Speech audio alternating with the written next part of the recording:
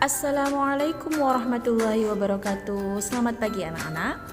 Hari ini kita akan belajar KN1 tentang perwujudan sikap dalam ajaran agama Islam.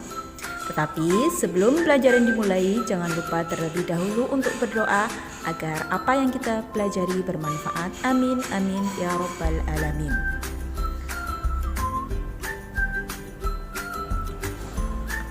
Anak-anak, yang pertama yang kita pelajari adalah bidang akidah. Dalam bidang akidah ini, NU mengikuti ajaran Imam Al-Asy'ari dan Al-Maturidi. Mereka mempunyai pendapat yang sama, yaitu taqdimun nas 'alal aqli, yaitu mendahulukan dalil naqli daripada dalil aqli. Berikut adalah ajaran pokok Ahlus Sunnah wal Jamaah dalam bidang akidah. Yang pertama, mengajarkan tentang rukun iman. Rukun iman ada 6, yaitu percaya kepada Allah, percaya pada malaikat Allah, percaya kepada kitab-kitab Allah, percaya kepada Rasulullah, percaya kepada hari kiamat, dan percaya kepada qada dan qadar Allah. Dan yang kedua, menjaga keseimbangan antara penggunaan dalil naqli dengan dalil akli. Jadi dalam pengambilan hukum mereka mendahulukan dalil naqli, yaitu Al-Quran dan hadis terlebih dahulu, baru kemudian dalil akli, yaitu ijma dan qiyas. Kemudian yang ketiga, berusaha memurnikan akidah dari segala unsur dalam luar Islam. Jadi tidak menyampurkan akidah-akidah dengan adat-adat kejawen, ya. Kemudian yang keempat, tidak tergesa-gesa dalam menetapkan syirik atau kufur.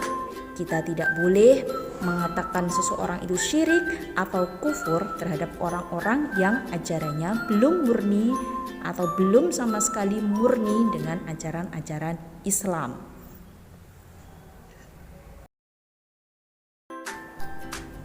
Kemudian yang kedua, bidang syariah.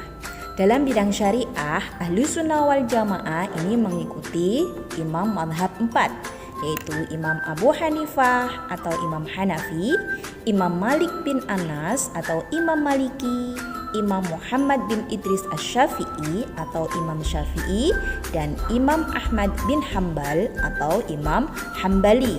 Ini sudah dijelaskan dalam pembelajaran kemarin. Nah, berikut adalah ajaran pokok Ahlus Sunnah wal Jamaah dalam bidang syariah. Yang pertama, selalu berpegang teguh pada Al-Quran dan As-Sunnah. Dan yang kedua, tidak menggunakan pendekatan rasional dalil akli pada masalah yang sudah jelas hukumnya di dalam Al-Quran dan As-Sunnah. Misalnya, hukum sholat fardu itu sudah jelas fardu ain, maka kita tidak boleh mencari hukumnya lagi menggunakan pendekatan dalil akli. Yang ketiga, pada masalah dhonni yang belum jelas diperbolehkan adanya perbedaan pendapat selama tidak bertentangan dengan prinsip-prinsip agama Islam. Jadi masalah-masalah dhonni yang tidak jelas itu pasti ada perbedaan di antara ulama dalam memberikan hukum. Contohnya adalah hukum najis tidaknya tinta pada ikan cumi, atau hukum bagaimana sholat subuh tanpa menggunakan kunut, dan lain-lain. Nah, itu wajar. Nah, kita diperbolehkan mengambil salah satu pendapat dari ulama-ulama tersebut.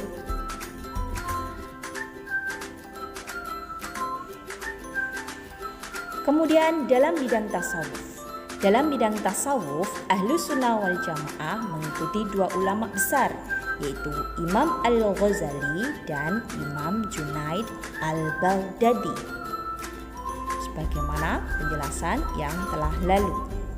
Berikut adalah ajaran pokok Ahlus Sunnah wal Jamaah dalam bidang tasawuf. 1.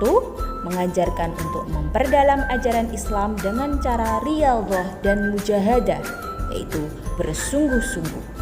Dan yang kedua, mencegah sikap berlebihan yang dapat menjerumuskan orang Islam dalam penyelewengan akidah dan syariat.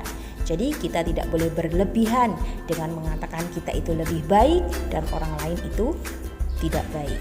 Dan yang ketiga, berpedoman bahwa akhlak yang luhur selalu di antara dua ujung sikap, misalnya syaja'ah, berani, itu berada di antara sikap juben atau penakut dan tahawur atau sembrono. Sembrono dalam artian terlalu berani. Dan yang ketiga, jud, dermawan, itu di antara sifat bakhil atau pelit, dan israf itu berlebihan. Jadi kita tidak boleh pelit dan berlebihan, harus berada di antara tengah-tengahnya. Itu yang dimaksud dengan akhlak berada di antara dua ujung sikap.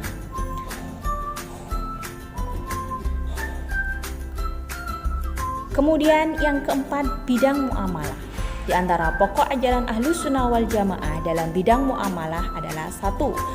Mengakui watak atau tabiat manusia itu senang berkelompok berdasarkan atas unsur pengikat masing-masing. Jadi manusia itu sampai sekarang suka membuat golongan-golongan berdasarkan unsur pengikat mereka masing-masing. Dan yang kedua, saling pengertian dan menghormati dalam pergaulan. Untuk membuat golongan mereka semakin kuat, harus adanya saling pengertian dan menghormati. Yang ketiga, permusuhan terhadap kelompok itu tidak diperbolehkan kecuali terhadap golongan yang nyata dan benar-benar memusuhi agama Islam. Baru kita boleh melakukan permusuhan terhadap mereka.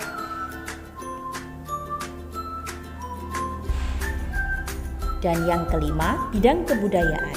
Ajaran pokok Ahli Sunnah wal Jamaah dalam bidang kebudayaan diantaranya adalah kebudayaan atau adat istiadat harus sesuai dengan ajaran Islam. Contohnya baik segi berpakaian, kesenian, dan adat istiadat lainnya. Yang kedua, mengembangkan kebudayaan yang sesuai dengan ajaran agama Islam. Kalau ajaran itu sesuai dengan ajaran agama Islam, maka boleh dikembangkan. Dan yang ketiga, al-muhafadzah 'alal qadim shalih wal akhdhu bil jadid aslah. Menjaga budaya lama itu baik, tapi menerima budaya yang baru namun sesuai dengan ajaran agama Islam itu lebih baik lagi untuk perkembangan ajaran agama Islam. Dan yang keempat, tidak selalu menerima yang lama dan menolak yang baru. Menganggap sesuatu yang baru itu adalah bid'ah, itu tidak boleh. Atau sebaliknya, selalu menerima yang baru dan tidak mempertimbangkan budaya-budaya atau sesuatu yang lama. Ini juga tidak diperbolehkan. Oke, berikut pelajaran KN1 hari ini anak-anak. Terima kasih.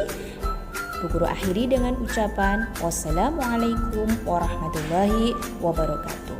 Tetap semangat dalam belajar dan jaga kesehatan.